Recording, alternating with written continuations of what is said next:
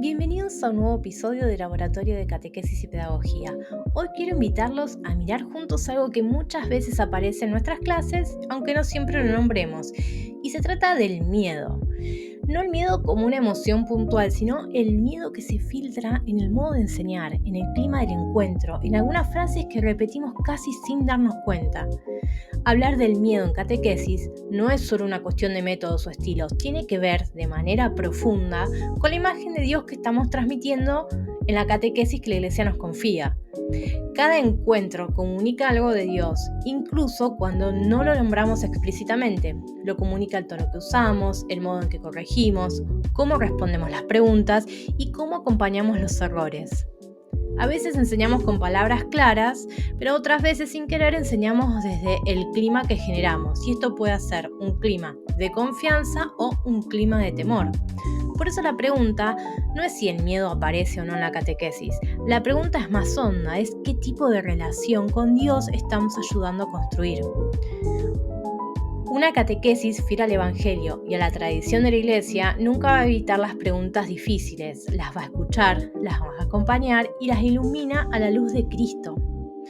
La palabra miedo viene de una raíz que habla de inquietud, de sentirse desbordado, de no tener todo bajo control. En la Biblia aparece como ese temblor que surge cuando la persona se encuentra con algo mucho más grande que ella. El miedo en sí mismo no es algo malo ni un defecto moral, es parte de la experiencia humana. El problema aparece cuando el miedo deja de ser una experiencia a discernir y se transforma en una herramienta para educar o controlar. Acá surge una pregunta muy concreta para nuestra tarea como catequistas y es, ¿el miedo ayuda a abrirse a Dios o termina encerrando a la persona en sí misma? Los evangelios no esconden el miedo de los discípulos. Tuvieron miedo en la tormenta, tuvieron miedo cuando no entendían lo que Jesús hacía y tuvieron miedo incluso ante la resurrección. No porque Jesús fuera amenazante, sino porque la cercanía de Dios desarma las seguridades humanas. Y esto es decisivo. Jesús nunca los reta por tener miedo, ni utiliza el miedo para dominar. Siempre responde con una palabra que revela identidad y cercanía. Él dice, soy yo, no tengan miedo. Jesús no elimina el miedo de inmediato, se queda ahí, en medio del miedo, y desde adentro lo va transformando. Santo Tomás de Aquino nos ayuda mucho con una distinción muy clara para pensar la formación cristiana, y es el temor servil y el temor filial. El temor servil es el miedo al castigo. Puede generar obediencia exterior, pero no convierte el corazón. El temor filial, en cambio, nace del amor. No es miedo a perder algo, sino temor a romper una relación. Santo Tomás afirma algo muy profundo. El temor filial es don del Espíritu Santo. El temor servil puede ser un inicio pedagógico, pero nunca puede ser el punto de llegada. Cuando la catequesis se queda solo ahí, forma personas que cumplen, pero no discípulos libres y responsables. A veces sin darnos cuenta, el miedo se instala como costumbre en la catequesis, cuando marcamos más el castigo que la gracia, cuando subrayamos más el error que la posibilidad de conversión, y cuando corregimos sin acompañar. El resultado suele ser una fe frágil, personas que hacen lo que corresponde, pero sin vínculo profundo, sin confianza, sin alegría. Y eso no expresa plenamente el Evangelio que la Iglesia nos confía. Cristo no elimina la existencia del Evangelio ni relativiza el llamado a la conversión, pero ordena el temor desde el amor.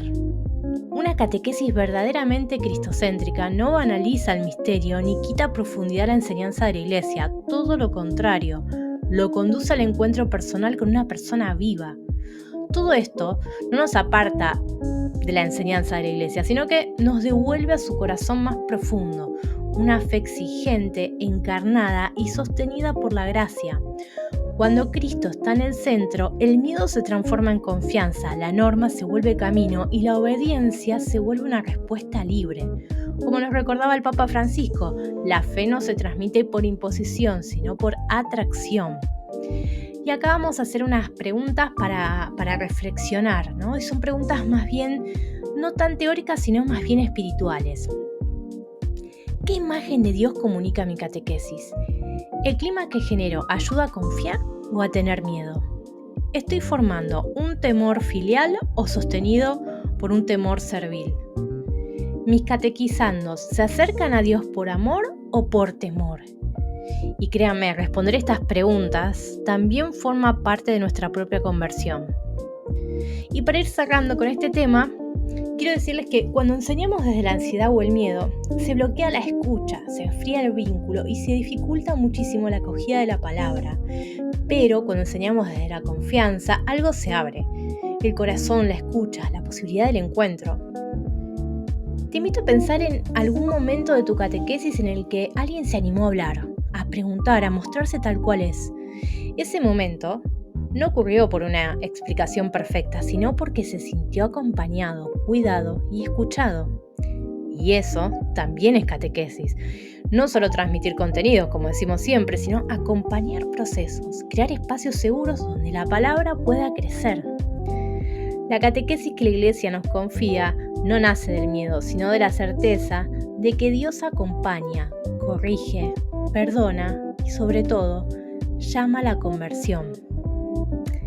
Si este espacio te ayuda a repensar tu tarea catequítica, te invito a suscribirte al podcast Laboratorio de Catequesis y Pedagogía para seguir profundizando juntos sobre nuestra catequesis y por sobre todo para generar una hermosa comunidad.